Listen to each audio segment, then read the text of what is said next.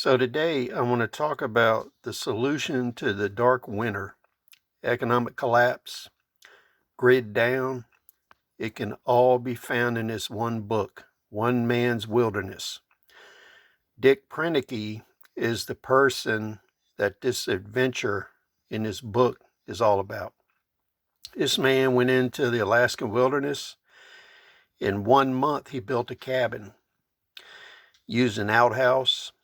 He lived in here for 18 months through the Alaskan wilderness. He stayed there, made trips back and forth from the 1960s until around 1980, until he got too old to stay there and actually do the work. One thing that's not pointed out is he did have an income from retirement and disability from some of the work he did there. He was somewhere between 52 and 54-year-old when he built this cabin. What's important to remember here is the year before he built the cabin, he went and cut the logs, dragged them to the site, and let them dry over a year. Then he come in, and in 30 days, he built this cabin by hand by himself using hand tools. So with me, I'm older than he was, and I'm closer to 60 than 52 by a long shot. So this year I'll turn 60. And in the physical condition I'm in, I could still do the same thing he did. So it's possible that you could do this, and all these other people that are looking at grid down could do this. This man survived at -50 Fahrenheit in this cabin.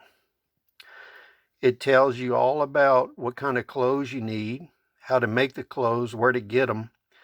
He had supplies brought in around once a month. So he lived by himself in the cold here, and occasionally would see people.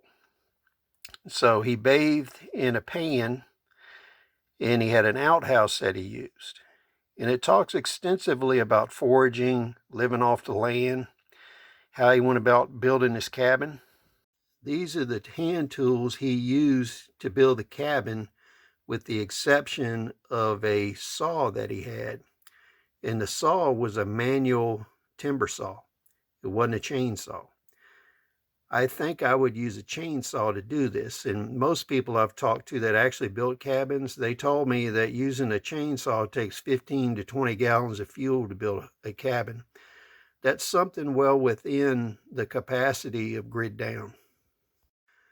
Now, you can go on Amazon and buy acceptable grade tools of everything you see here. So you could actually buy this material. This is one of my book review photographs that he did of his cabin. It's showing you how he's doing it. And you'll notice he used logs that were 6 to 8 inches in diameter. That made them much easier to handle. It also describes how he made a stone chimney. He brought in a damper and flue and tiles, which he used inside the rock. That's something else that you could do. These are photographs of the interior of the cabin. The interesting thing is here he has a guest bunk. The way he heated his cabin, he had the fireplace in one end and he had a wood stove in the other, and that was successful at 50 below zero. And then he had a writing desk and a kitchen area.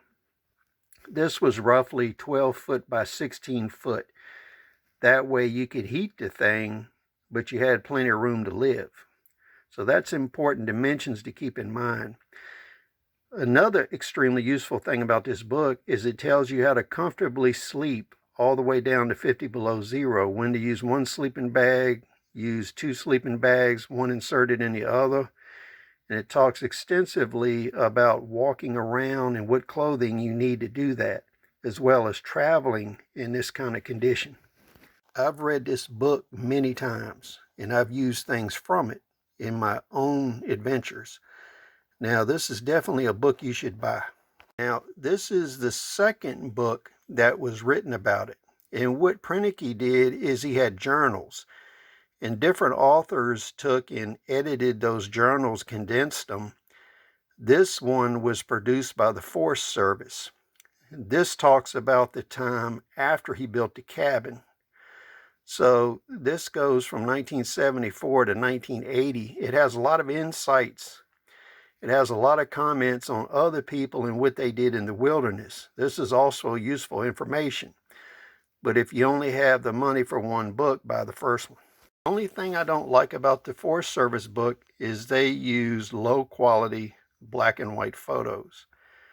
This book should be reprinted with high quality color photos like the original book I showed you. That was on the first year where he built a cabin. But even with the poor quality photos, this book is valuable. So these two books give you all the information you need to survive grid down, to survive the dark winter, etc., etc. But nobody tells you about this. Buy these two books and read them, and you will understand. Please share your thoughts and comments. We'll see you on the next video.